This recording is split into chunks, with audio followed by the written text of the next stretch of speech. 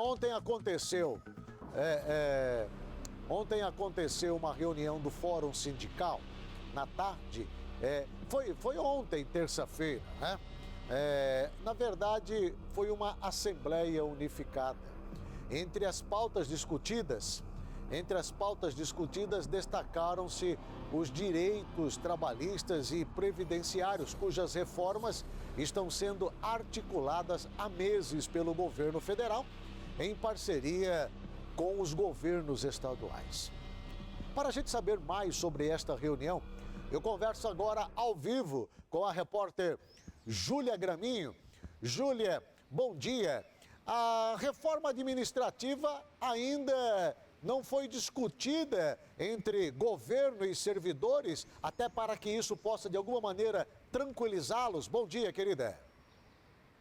Bom dia, Agnello. Bom dia para você que acompanha o SBT Comunidade. Infelizmente não, Agnello. Isso vem gerando uma insatisfação dos servidores públicos. Para a gente saber um pouco mais sobre o que foi discutido ontem na reunião e até mesmo sobre essa reforma, vou conversar agora com Antônio Wagner Oliveira, ele que é coordenador geral da Central dos Sindicatos Brasileiros. Antônio, desde a primeira greve que vocês tiveram, o término da primeira greve, nada foi discutido entre vocês e o governo. Bom dia. Bom dia, Agnello. É um prazer estar com você nesse programa de alta audiência, para a gente poder fazer alguns esclarecimentos à sociedade, principalmente aos servidores. Como você disse, Júlia, desde a finalização da greve geral, nós começamos a oficiar para o Estado, porque tivemos notícia de que haveria uma reforma administrativa que atingiria todos os órgãos, todos os setores e todos os servidores do Estado. Não tivemos nenhuma resposta oficial do Estado até agora. Nós entendemos que isso é um desrespeito institucional para com as entidades sindicais. São representantes dos trabalhadores, são representantes dos servidores, da mesma maneira que o governo é representante do governo do Estado, né, de toda a sociedade. Então, nós devemos dialogar, porque a gente está sabendo que vão fundir secretarias, vão extinguir órgãos, vão extinguir cargos. Então, a gente precisa saber disso para como explicar e esclarecer isso para os servidores públicos. Agora, além disso, Antônio, vocês também foram pegos de surpresa com a redução da carga horária, né? Exatamente. A gente não pode dizer que ficou sabendo pela mídia, porque a gente tem conhecimento com alguns servidores que tinham acesso ao decreto da redução da carga horária, e isso foi passado para a gente já um dia antes, na verdade, de ser publicado no Diário Oficial. Então, mais outra medida, de certa forma, a gente entende truculenta, porque não há diálogo, e a gente sabe que tem setores da administração que não estão satisfeitos com essa mudança de carga horária. O pessoal que trabalha no interior, nas unidades locais de execução, o setor produtivo também talvez não seja o mais agraciado com essa mudança de carga horária, o pessoal das agências fazendárias. Então a gente preferia que houvesse esse diálogo, houvesse esse respeito institucional, para que a gente pudesse, junto com o governo, como cogestores que nós somos enquanto entidades sindicais, pudéssemos apresentar situações que pudessem ser modificadas pelo governo. A PEC 241 também, redução de gastos com servidores, saúde, segurança e educação. Exatamente. Nós temos duas medidas tramitando no Congresso Nacional que são completamente assustadoras e preocupantes para todo o conjunto de trabalhadores, não só da iniciativa privada, mas pública também. A PEC 241 é um projeto de emenda constitucional que vem limitar o gasto da despesa corrente líquida dos estados ao índice IPCA. Então, digamos que se isso tivesse sido implantado em 2003, há 13 anos atrás, nós teríamos um gasto, uma despesa, aliás, um investimento na saúde a menor de 318 bilhões de reais. Se a saúde pública hoje já é um caos com o nível de investimento que nós temos, imagine se nós tivéssemos 318 bilhões de reais em investimentos a menos no setor de saúde pública. O que nós vemos é a PEC 241 prevê um congelamento desses gastos limitado ao IPCA do ano de 2016 por 20 anos. Ou seja, o que nós teríamos de gastos daqui a 20 anos na saúde seria o que nós temos exatamente hoje, só com a correção inflacionária. O que é um absurdo, porque as demandas da saúde não são previstas pela correção inflacionária, são previstas pelas demandas da sociedade. Nós temos na Constituição Federal uma política do bem-estar social, e isso estaria sendo completamente extinto com essa PEC 241. Reforma da Previdência também pode prejudicar. pode prejudicar bastante, e é bom que fique esse alerta aos trabalhadores da iniciativa pública e privada, a você inclusive, minha querida Júlia, que pode ser afetada por essa medida. Por quê? Nós temos dois setores, duas sinalizações de reformas da Previdência. Uma nacional, que ainda não foi encaminhada para o Congresso Nacional. O que nós temos são notícias veiculadas pela mídia. Recentemente tivemos uma reunião com o ministro do Trabalho em Brasília, numa reunião da Central dos Sindicatos Brasileiros, e que ele colocou algumas situações que são possíveis de acontecer nessa reforma da Previdência. Uma delas é aumento do tempo de serviço, igualar o tempo de serviço de homens e mulheres para 65 ou até 70 anos. Ou seja, todos os trabalhadores seriam afetados. Outra situação da reforma da Previdência que nós estamos vendo é o tempo de serviço especial para trabalhadores rurais, o que seria um absurdo. Nós não podemos comparar o trabalhador que trabalha no ar-condicionado, sem desgaste físico, com o trabalhador rural e igualar o tempo de serviço para aposentadoria dessas duas categorias que são completamente diferentes. Então, assim, a gente tem que ter muito cuidado nessas medidas e ter muito diálogo. O que nós temos um pouco de tranquilidade é que o governo federal, pelo menos, está dialogando com as centrais sindicais, está dialogando com as grandes federações e confederações.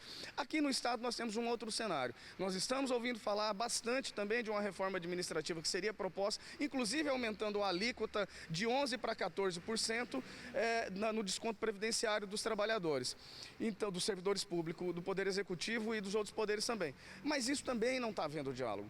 Então o que nós pedimos ao governo do estado de Mato Grosso, evitem esse tensionamento, evitem essa falta de diálogo, essa falta de articulação política. Eu acho que tem que haver esse respeito mútuo. Nós respeitamos o poder público e o poder público tem que respeitar as instituições que nós representamos, porque por trás de nós existem milhares e milhares de famílias de trabalhadores e os trabalhadores em geral.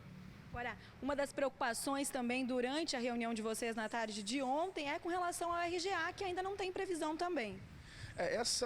Esse é um tema completamente sensível, os servidores estão extremamente preocupados com isso. É um cenário que o governo coloca como um caos financeiro.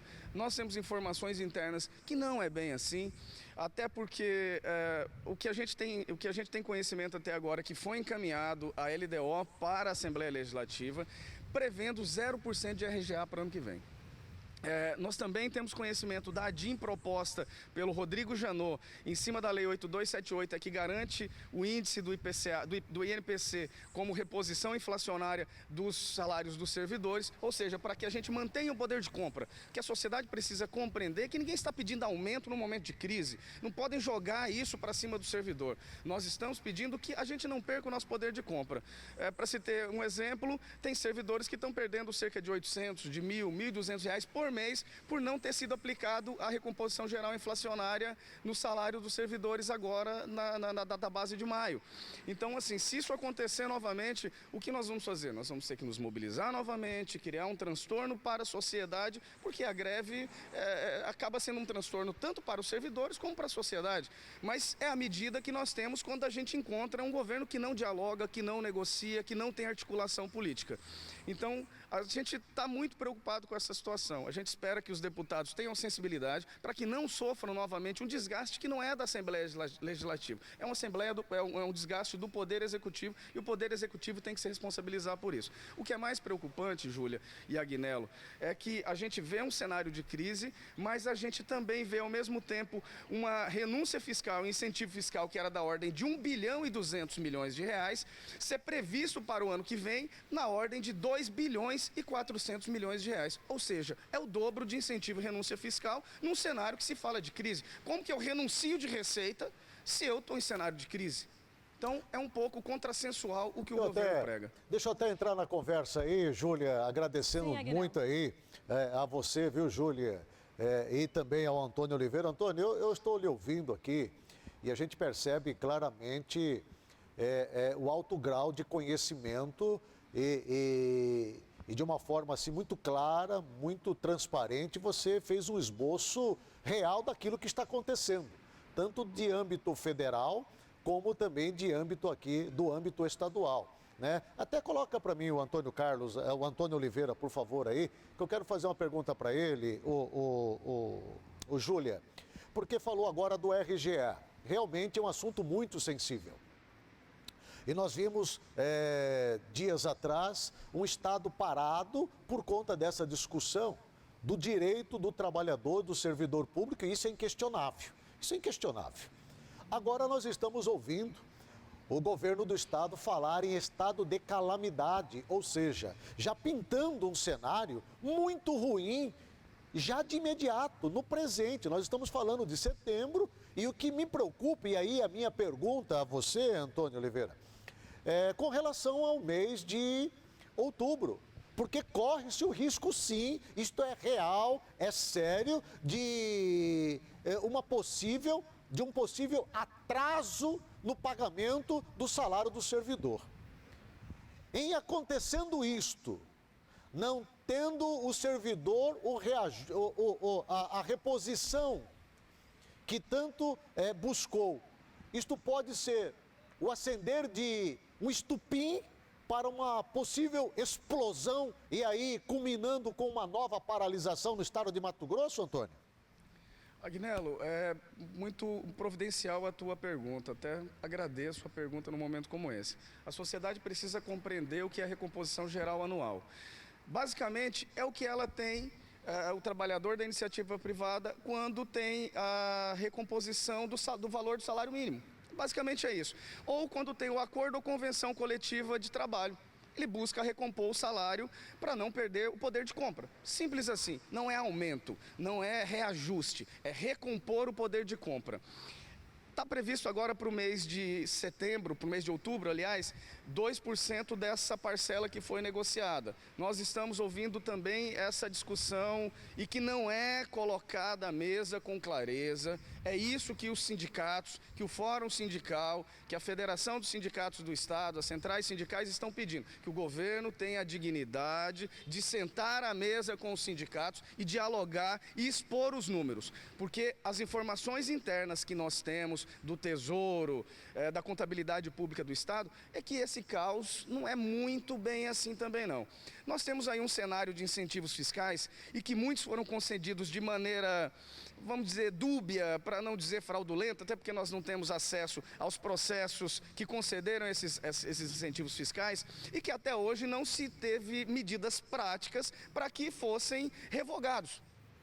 Ou que para que fossem devolvidos esses recursos que foram concedidos, que deveriam estar no caixa do Estado, que deveriam proporcionar as políticas públicas e o pagamento dos salários dos servidores em dia. E esse recurso foi para incentivos fiscais, de certa forma, fraudulentos, que não foram colocados no cofre do Estado. Isso também não foi revisto. Novos incentivos para o ano que vem num cenário de crise. Então a gente também não consegue compreender essa lógica. Repasse para os poderes de uma maneira completamente exacerbada. Um valor absurdo que está sendo repassado para os poderes a título de duodécimo, tanto que o governo atrasou o duodécimo dos poderes do Tribunal de Justiça, Ministério Público, Tribunal de Contas, e os próprios poderes conseguiram, com o dinheiro que tinham em caixa, honrar o salário dos servidores, dos trabalhadores desses setores, sem o repasse do duodécimo, para você ver como está gordo o caixa dos poderes, prejudicando o poder executivo. Mas viu, Antônio, desculpa me interromper, mas objetivamente falando, até porque nós já estamos caminhando já para o horário eleitoral obrigatório, infelizmente é obrigatório, né? Pode haver uma discussão, uma sentada novamente, uma assembleia, caso venha a acontecer atraso no pagamento do salário do servidor. Nós estamos falando de mais de 100 mil trabalhadores no Estado. Pode acontecer aí uma discussão do retorno de uma possível paralisação? Agnello, já está havendo. Em cenário estadual... Já estão discutindo sobre isso? Já se está discutindo, sim. Todas as terças-feiras o Fórum Sindical senta. Nós temos sempre um quórum com mais de 10, 15, às vezes 20, 25 sindicatos dos 32 que compõem o Fórum Sindical. E essa discussão já está sendo debatida. Está sendo debatida, inclusive, a organização de uma greve geral nacional, se insistirem com a PEC 241 e com o PLC 257, que também é um retrocesso imenso para o serviço público. Sim. E a sociedade precisa entender que o retrocesso para o servidor público é um retrocesso diretamente para a sociedade que mais precisa de serviço público de qualidade. Com certeza. Júlia, olha, muito boa aí a entrevista com o Antônio Oliveira. Eu vejo que nós estamos caminhando realmente para uma necessidade urgente do governo sentar com os servidores antes que a situação fique pior do que já está, né, Juliana?